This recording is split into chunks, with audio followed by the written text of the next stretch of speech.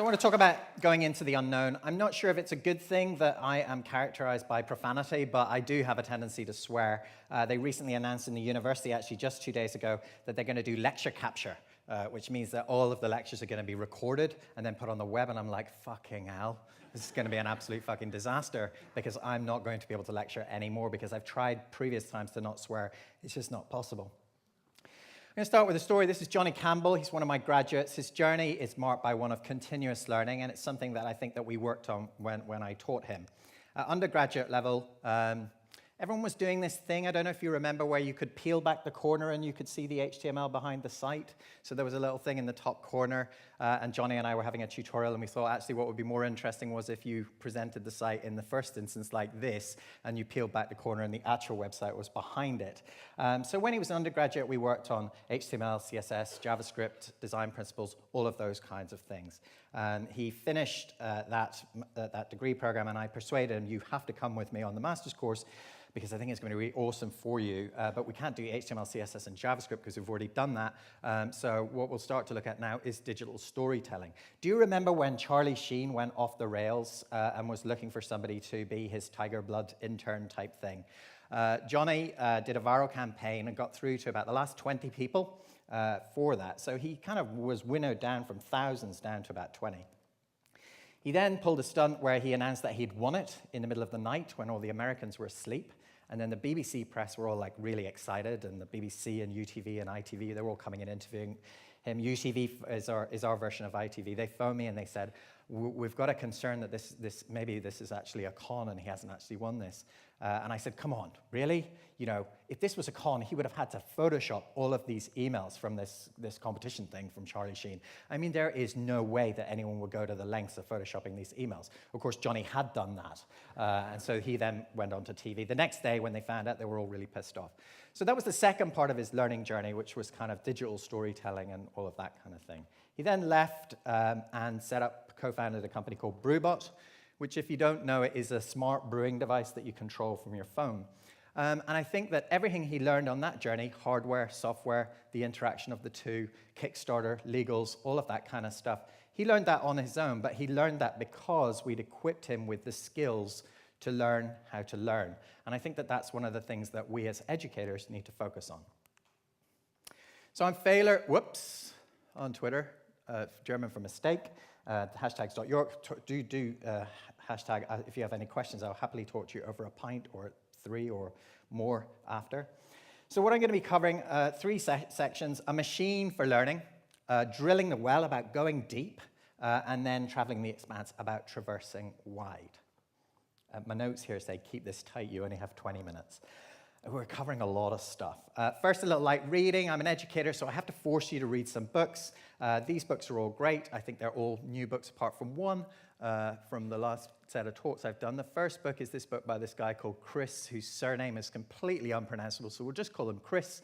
And it's called Teaching Smart People How to Learn. It's very, very small. You could read it in about an hour.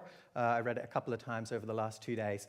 And one of the things that it focuses on is that smart people, the thing that impedes their learning, is that they are often afraid to admit that their thinking is deficient. They don't want to be seen as vulnerable, and they don't want to admit that they maybe have weaknesses. So they just kind of plow on ahead, and they find other people to blame. So the other people to blame are subcontractors or clients or anybody apart from yourself. And this book proposes some strategies to kind of unravel that and teach yourself how to learn. Second book, which I'll talk about in a bit more length in the second section, is called How to Read a Book by Mortimer Adler. This is also a really awesome video series. You can buy a DVD, which comes in the post, which is amazing. It's 2 kind of guys in black and white smoking, interviewing each other. And it's not just about reading, it's also about learning, as we'll see shortly. The last book, of course, there's no small irony in the fact that I have read a book called How to Talk About Books You Haven't Read. It's a fantastic book by this guy called Pierre Bayard. I was calling him Bayard, and then I met a lady when I was out smoking this morning who was from France, and she said, his name is Bayard. And I was like, okay, great. So this is a book about how do you talk about books you haven't read? Because I'm pretty sure we've all done that, right? Someone asks you about a book, and you say, oh, yeah, I've read that. But you actually haven't. You maybe just skimmed through it. What he says is that's fine. You know, there's nothing wrong with that. I've been teaching for nearly 2 decades. And above all, what I tend to focus on is less teaching HTML and CSS and design and typography and color and all of those kinds of things, but is encouraging the students that you work with to learn how to learn. And the graduates that leave the course have been equipped with, I think, a more beneficial skill than all of those other things, the HTMLs and the CSSs of this world, and that is that they understand that they need to be learning lifelong. Oh, I love this, and I believe you had this in the talk. There are known knowns. There are things we know we know. We also know there are known unknowns. That is to say, we know there are some things we do not know. But there are also unknown unknowns. The ones we don't know Excuse me, but is this an unknown unknown? I'm not. Several unknowns, and I'm just wondering if this is an unknown I'm not going to unknown. say which it is. Well, Mr. Secretary, I'm right here. I'm right here. There are known knowns. There are things we know that we know. There are known unknowns. That is to say, there are things that we know that we don't know. But there are also unknown unknowns. And there are things that we don't know that we don't know. I think this is really quite interesting. This, I don't know if you've seen this before, is the Johari window. It's by two guys whose names are making up Johari, Joseph Luft and Harrington Ingham. Psychologists developed this model in 1955. And this part here is the open area. This is what we know about ourselves, and this is what other people know about us. Over here, we have our blind area. This is unknown to us, but it is known to other people. Here we have an area here which is unknown to other people, but known to us. And what we need to try and do is move this diagram in this direction so that we broaden out the open area. Pip talked earlier about the 360 review. So at the risk of completely humiliating myself, I did some exercises and also did that too.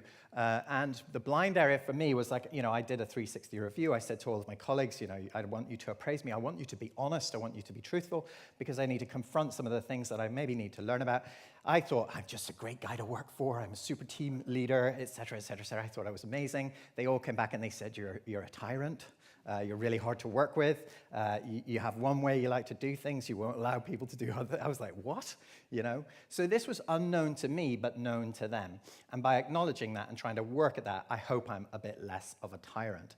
But then there are also the unknowns to other people, but they're the known things to you. So I suffer from depression and have talked about mental health issues in this sector for a number of years. But that was something that I wouldn't have talked about before, and no one would have known that about me. I think we can take this model of the Johari window and map it onto learning. So we have our knowledge domain up here, and this is what we know. And what we're trying to do is move in this direction to expand our knowledge and our understanding.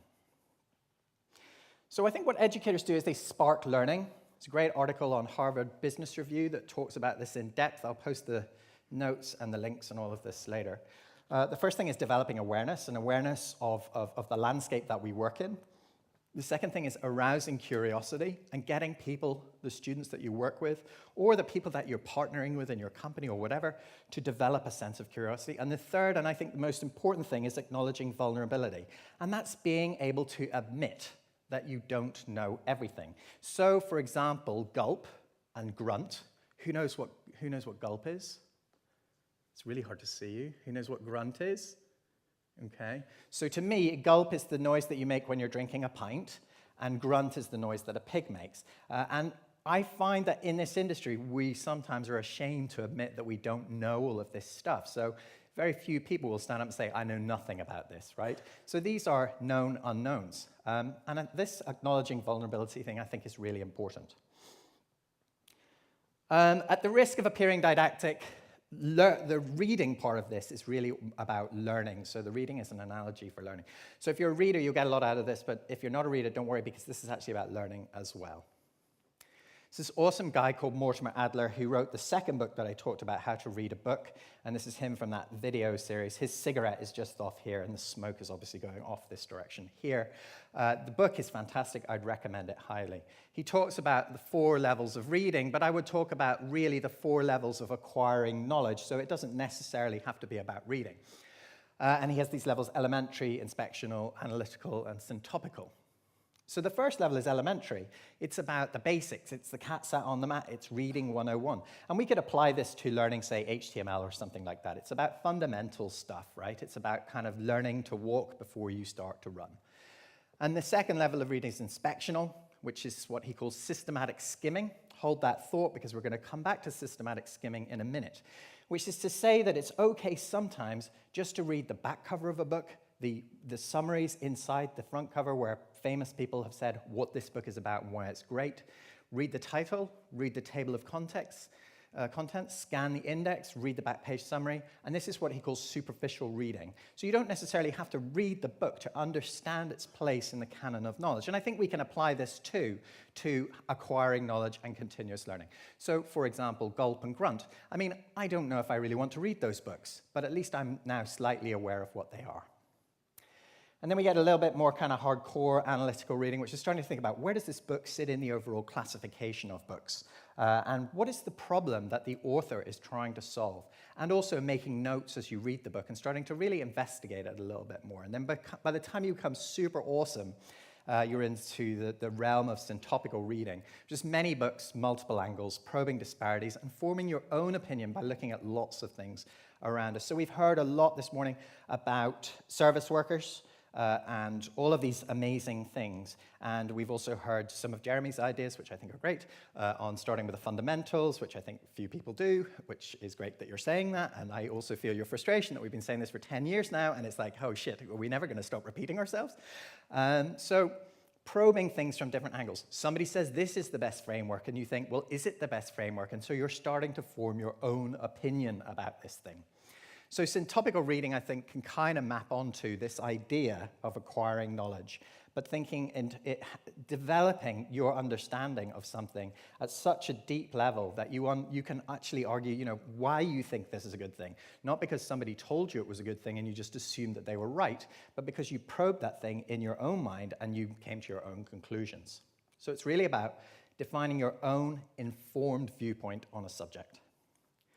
So this gives us depth, right? So if we've gone through the Mortimer Adler thing and we've moved beyond the skimming type of reading towards depth of knowledge, we've got this kind of well of knowledge that we can draw on. And I would argue that most of us probably need at least one thing that we can kind of hinge our careers on, whether that is that you're awesome at front end or you're awesome at back end. I always find back end sounds a bit rude. You're awesome at front end or hardcore back end developer. You're awesome at front end, you're awesome at back end, or you're a great copywriter, or you're great at marketing or something. You've got something. But I think that that's only half of the equation, because increasingly we need to know about more spheres of knowledge. If you think back to Johnny, the student that I showed at the beginning, in order for him to move to set up a company like Brewbot, he's great at HTML, he's great at CSS, he's great at JavaScript, he's great at marketing as well, right? But now he needs to understand, oh shit, how does the hardware work with the software? And how does this hardware actually work without the software? And how do I actually raise enough money to get this idea off the ground? And how do I hire a bus to drive across America with the Brewbot in the back of it so that we can go to all of these different startups and show them the story? So this knowledge, all the code and all the marketing, all that kind of stuff is great, but then there's a whole bunch of other knowledge that he needs to know. Does he need to know it in as much depth? Not necessarily, but he does need to know that in order to develop as an individual. Which leads us to the third part of the equation, which is really traveling the expanse, because as important as drilling the well is traveling the expanse to acquire awareness of other people's areas of practice. So here, I promised that I would say in the talk that how do you do this with limited time? Because we don't have huge amounts of time. We can't be drilling wells all over the place, right? Because there's only one of us and we don't have that much time. And I would certainly advocate a healthy work-life balance. I thought your diagram was amazing on that, by the way, so if I could get a copy of that off you, that would be great. So how do we learn all of this stuff across the thing? And the answer is that we don't always need to go into depth on all of these things. Sometimes we just need to educate ourselves enough about the thing that we're looking at. And that is enough for us probably to have a conversation with someone who's a bit more knowledgeable.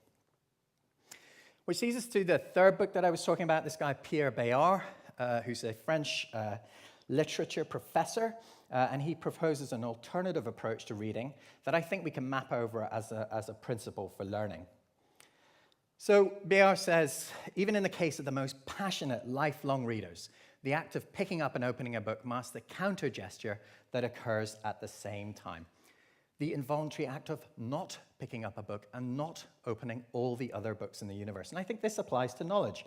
You know, we can choose to pick up an area of knowledge and drill deep and really go to town on that thing. But we can also choose other areas that we don't necessarily spend time on. So for me, Gulp and Grunt and all of these people who are doing things via the terminal, and I'm just like, holy shit, I have no idea what's going on here. So I just say, David, who's my technical person in my ticketing company, and he comes over and he does some voodoo, and then it works, and I'm like, great. Do I need to know this? No, I don't, because David can do it, and maybe if David leaves or goes someplace else, there'll be somebody else I can find, right? So we don't always need to be drilling deep all over the place.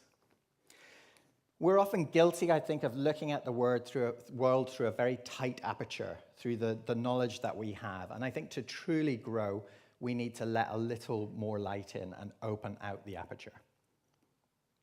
When we open the aperture, we let more light in, I think we become better as creatives, whether that's developers or designers or business people or whatever, because I think these are all creative domains.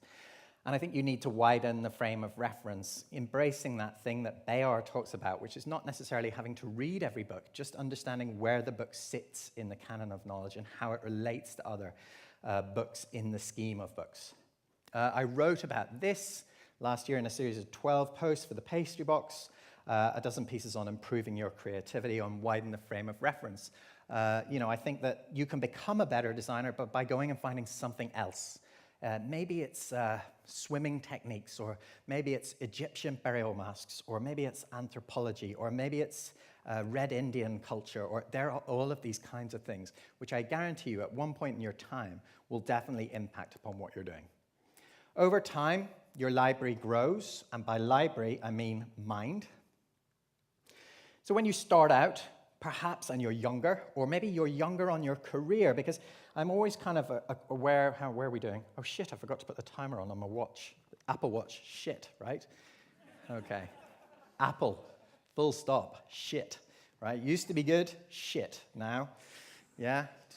Have you heard about my laptop woes? 3 months begging for them to replace a laptop after I've been in for 4 repairs. So I have some concerns about that company moving forward, which as a shareholder, I have more concerns about, right? So Tim Cook, get it together, okay? So the earlier you are in your career, we got sidetracked on the watch, right? What I was trying to say when I got sidetracked on the watch and my rant about Apple was that sometimes you're young in your career, but that doesn't necessarily mean you're young. I teach an awful lot of people now who are in their 50s or their 60s, and I get a little bit depressed when they come and I say to them, you know, you're amazing at this stuff. A lady who's just graduated last week with a distinction on my master's, she's doing an application called MoCo, Money Coach, teaching kids how to save and the benefits of saving and all that kind of stuff in an age where money is disappearing, it's becoming virtual. She was a woodworker before that, but previous to that, her job was really a kind of childcare type thing. And I look at her and think, Judith, why did you leave it till you were in your 50s to start this journey? And she said, because my parents wouldn't let me do something else. I'm like, parents in the room, let your kids do whatever the fuck they want, because if you don't, you're just destroying their lives. So the earlier in your career you are, the more limited the things that are in your brain.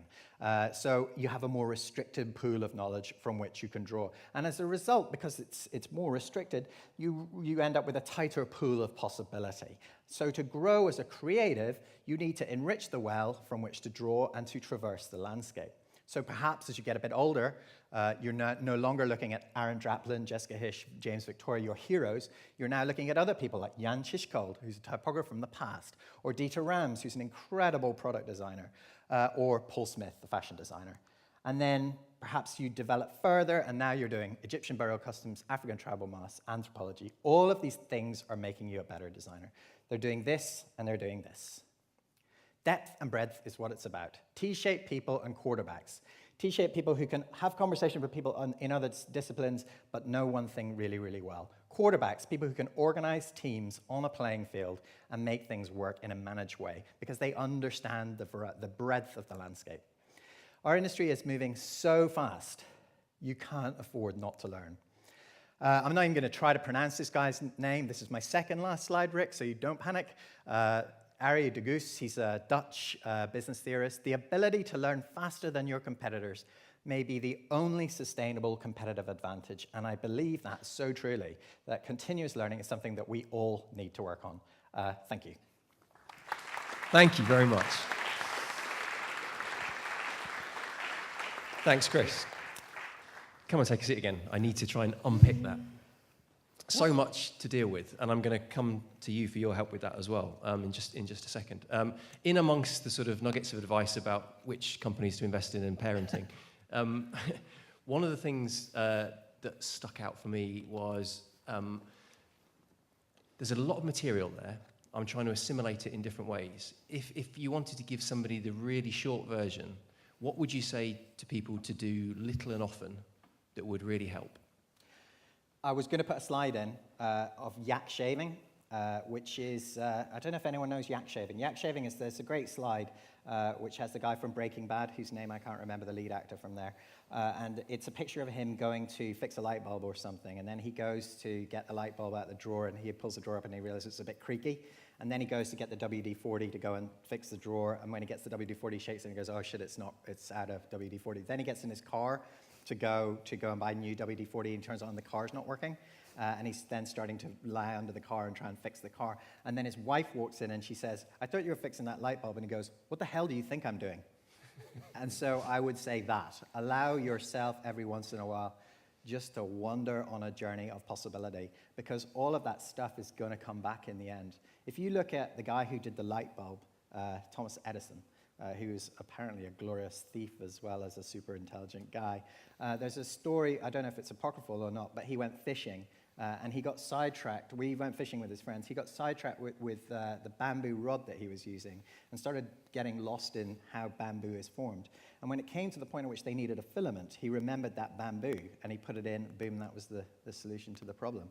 So you might think that Egyptian burial customs have no impact on what you're doing, but chances are they might at some point. Okay, so pick it a thread and follow where it leads. Absolutely. And I'm guessing that the sort of short style, short form internet browsing content doesn't count as following a random chain of links. I think we can be a bit guilty, myself included, of not necessarily reading very much. And I think that actually, the most interesting people that I meet on my travels tend to be pretty well read. They tend to be able to sit down for more than 10 minutes and read an article. I think short form is fine for certain things, but I'm kind of worried about the Twitterization of culture. I talked to my students recently about Instagram versus Twitter. They all put their hands up for Instagram.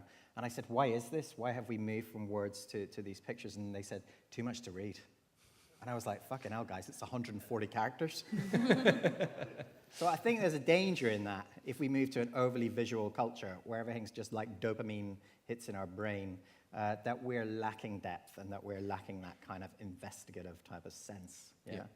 So I'm interested in any questions at all for Chris, but also personal experience about navigating that grid that Chris showed and sort of pushing back those areas of unknown into known. Anybody who's got advice or techniques that work for them on that? Or general questions, please. Yes, please, yeah. So not necessarily about the T-shaped person, because I think every developer has that battle. You've got to keep up, otherwise you're going to flounder. But just something that you said at the very beginning of your talk, because you are a university lecturer, and I would imagine most of us went through higher education. We had a chat before this talk about your opinion on university these days, and I share it as a recent graduate that, I was lucky I got in before the $9,000 fees hit, but these days, the 30-odd grand worth of debt that people are coming out with, do you think that, as an insider, is really worth it for the education people are getting? Yeah, I think this is my second talk, education-related, in a month, where I think it might be being videoed here as well, where I think I'm probably going to get the sack at some point very, very soon, because I have major concerns about that. I either think we move to a full-on, more expensive model, because I know you think £9,000 sounds like a lot, but it actually isn't a lot of money from an educator's point of view, because a lot of it goes on overheads, etc. So I think we either move to a much, much more expensive model where students take it really seriously, or my preference would be that we scrap education fees, tuition fees, because, hey, I got my education for free, and I think I'm contributing more in tax pounds to the economy now as a consequence of that. And I think it's very short-sighted of the government to monetize education, which I think should be free for all.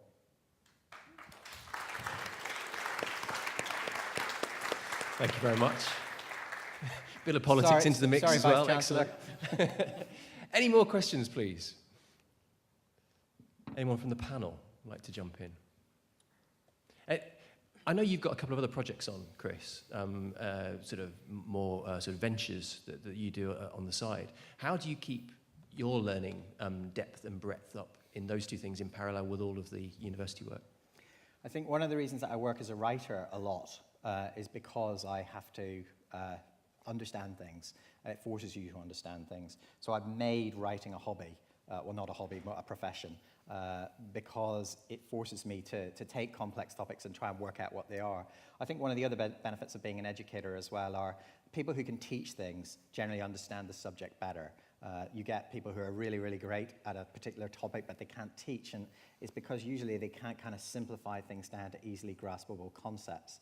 And so really, I suppose my hobbies or my other jobs tend to be kind of towards education. The other thing I would say there as well, and I say this to my students, is I got a D or an E in my A-level English because I was a lazy bastard at school and bunked off all the time and just did art. And my parents were kind of concerned about that. And, you know, I mean, a D or an E in my English, and I work as a writer now, so enough practice, and you can make it, right? You just need to practice, right? 10,000 hours. Yeah. Thank you.